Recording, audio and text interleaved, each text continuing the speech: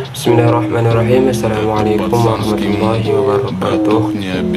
Perkenalkan, nama saya Ahmad Nuna Ibrahim Regar. Saya dari kelompok 6.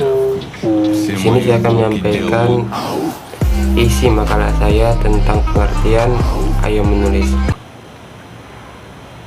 Menulis sendiri adalah sebuah proses menciptakan suatu catatan, informasi, atau cerita menggunakan aksara.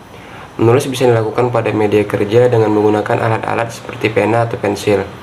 Tapi, awalnya menulis dilakukan menggunakan gambar seperti tulisan hieroglif pada zaman Mesir.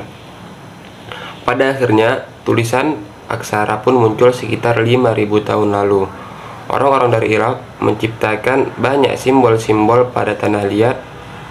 Simbol-simbol itu mewakili bunyi berbeda-beda, dengan huruf-huruf hieroglif yang mewakili kata-kata benda.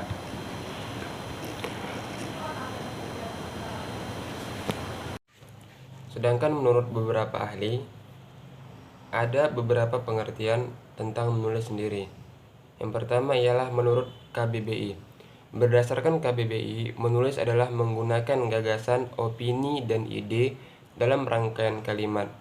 Selain itu, menulis juga membuat huruf dengan pena atau pensil, menyampaikan pikiran atau pandangan, mengarang cerita, dan menggambarkannya. Karena itu, penulis juga akan dipengaruhi oleh isi hati, suasana hati, dan latar belakangnya ketika menulis. Sehingga penting untuk menggunakan genre, gaya bahasa, hingga perspektif yang disampaikan melalui tulisan. Yang kedua ialah menurut Hargrove dan Potet. Menurut Hargrove dan Potet, menulis adalah gaya upaya menggambarkan pikiran, ide, dan perasaan dalam bentuk simbol. Maksudnya simbol sistem bahasa tulisan yang digadang-gadang sebagai media sarana komunikasi. Hargrove dan Potet menyebutnya simbol karena menulis tak sekedar susunan kata, tetapi juga berbentuk relief, prasasti, dan banyak macamnya pada zaman dulu. Sampai akhirnya bentuk komunikasi tulisan berbentuk huruf dan tulisan dalam sebuah kalimat. Yang ketiga ialah menurut Tarigan. Menurut Tarigan menjelaskan bahwa tulisan atau menulis adalah suatu kegiatan menuangkan ide atau gagasan dengan menggunakan bahasa tulisan sebagai media penyampaiannya.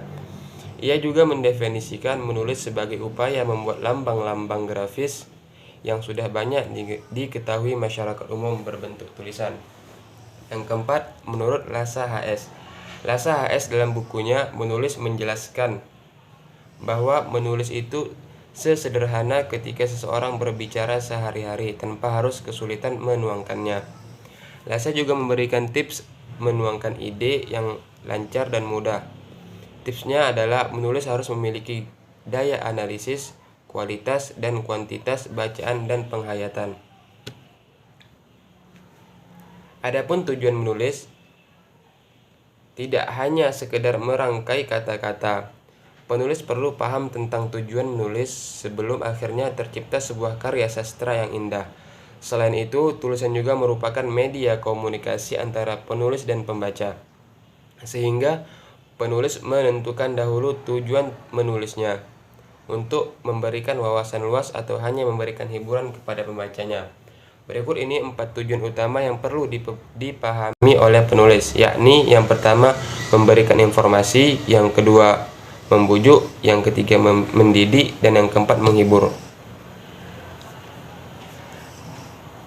Yang selanjutnya ialah fungsi menulis. Fungsi utama menulis adalah sebagai alat komunikasi tak langsung antara penulis dan pembacanya, karena pada prinsipnya tulisan bisa menyampaikan pesan penulis kepada pembacanya. Adapun fungsi lain dari menulis adalah yang pertama fungsi penataan, yang kedua fungsi pengawetan, yang ketiga fungsi penciptaan, dan yang keempat fungsi penyampaian.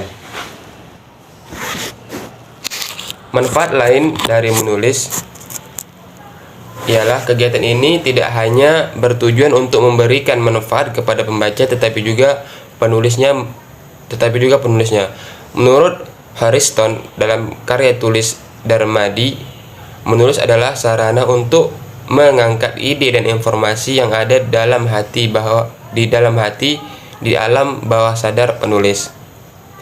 Adapun teknik-teknik dasar dalam menulis ialah diantaranya mengetahui tujuan tulisannya atau mengetahui jenis tulisannya.